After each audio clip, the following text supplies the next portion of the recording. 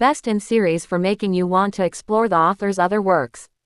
With some of the other books in this series, the authors do a great job of referencing their other books, maybe even bringing in a character or two, or at least someone connected to them who can reference them in story, to entice the reader of this series to explore their other books.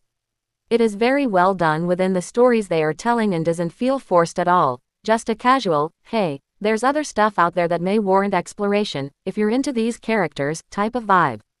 Yeah, Johnson doesn't go that route. He's far more in your face about it, without being in your face about it at all.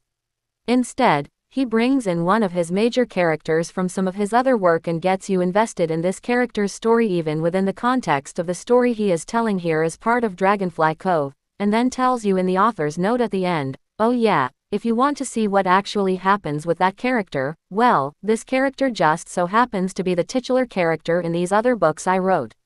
And yet the story here itself is at least as powerful as the one with that other character, here using a retiree set in her ways as our main character and telling a compelling story of an old, get off my lawn, curmudgeon, literally, in a couple of cases, telling people to leave her yard who has very distinct thoughts about how things should be done, learning to live again in a new situation.